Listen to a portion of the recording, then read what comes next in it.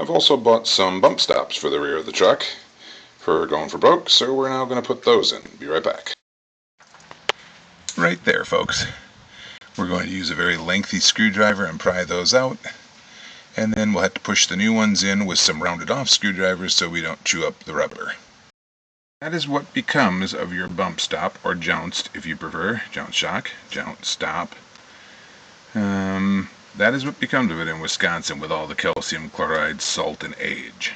Like that. And this is what the other side looks like. That's it. That's what it does. It literally eats holes right through the material. Sorry, got my fingers in the way. That's what it is, right there. When I do this, I usually spray the piss out of it with this right here.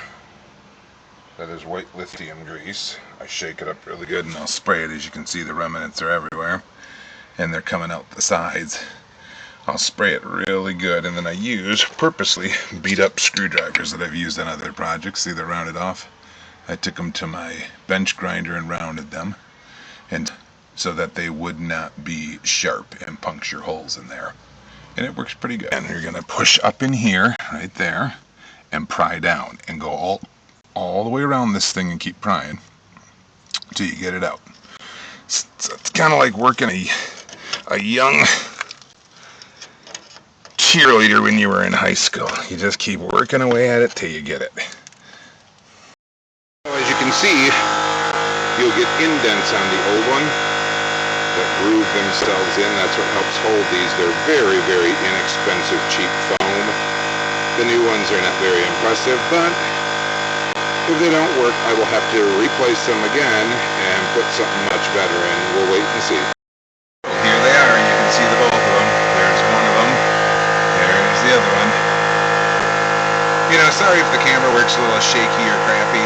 I'm not a photographer, and I'm not a mechanic. This is just something I do for enjoyment, so take it for what it's worth. Alright, so now I've moved on to the bump stops, or jounts as they call them.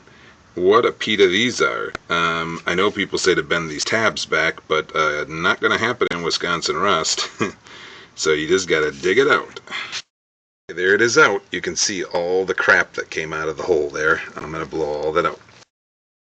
I highly recommend some white lithium grease. I know it got a little messy in here. Oh well, I can live with that. Alright, so here's the other bump stop. As you can see, it's not too bad. It's not all rotted out on the inside. Here we go with something fun, I hope, and pleasurable, I hope. These are from A Premium. I bought for my other Hummer, my 07, which I call Happy Hummer. Going for broke is going to get the Chinese knockoff version. They might have slight variations or differences, but man, I'm telling you, these things look identical. Maybe not as high quality looking, or maybe a little lesser grade, but man, these were 1/3 the price. Maybe. And the number's right here. Instead of me trying to tell you it, I'll just try to get it into the camera. There you go. These are for an 08 Hummer H3. I've been believing that they can do an 06 to 2010 with these. So now we're going to go ahead and put these on, and I'll show you how that's done. So here they are. This is one of them. This is for the right rear. It's actually pretty decent looking. We'll see how it fits though. So I take it that that hole is going to line up right there. That is the only hole drilled properly. Everything else, not so much. We'll wait and see. Okay guys, this hole here will not match this. One of these things just doesn't belong here. You can see how small the hole is. You'll never fit the piece, which is these, to go through it. So I'm going to need to drill this hole out to make it work. Okay, there we go. We've got our hole widened. All I did was grab a drill bit, size it to this same size. I may have to make it a little larger though to make it work. Okay, you're then going to drill the holes out, like I said. You're going to have to tap them in with a small ball peen. You just tap them gently to get them past, and then they'll hold, as you can see. Now I just got to put the rest of the screws in. What the cluck? They gave you 1, 2, 3, 4 of the silver hold downs, but they gave you 8 freaking screws. What the heck is that? So I guess you're not supposed to put screws in certain spots or something, or they gave you extras, I have no clue. I grabbed my drill. I put a very small starter bit on it, and we're talking very tiny. And I put that in there just to get very small starter holes. I'm guessing they want you to do some goofy stuff here. Maybe these aren't supposed to go in first. Maybe you're supposed to attach that first, then put those two in. I'm uncertain, and they don't have any directions. I went on the inside back here. I hope you can see those. I put two of them right there. I will spray those down so they don't rust. I'm going to go do the same thing to the other side. See, the thing is, during the winter time here in the Rust Belt, we get a lot of snow. We're talking sometimes it can be as much as 2 feet at a time. Dear God, I hope we don't get that this year, but usually at least a good 6 inches to like 11, 12 inches easy. So these things really need to be on here snug so they don't come ripping off. So I will have to supply some of my own hardware because, well, they were only going to have, I think, 2 screws and 2 plastic snaps, and that just ain't gonna cut it. These little tools right here are worth their weight. They just latch up underneath the plastic like so, and then you just pull them out. No need to mess with screwdrivers. I tried that for a long time and I finally gave up and got some of these, and man, are they worth it. Theoretically, I am betting you could probably just use, right here on these mud flaps, you could probably just use these plastic snaps. You could drill 2 more holes plus put a screw, and it would be more than strong enough. The screw would go here, plastic snap, but I'm not willing to risk it and lose.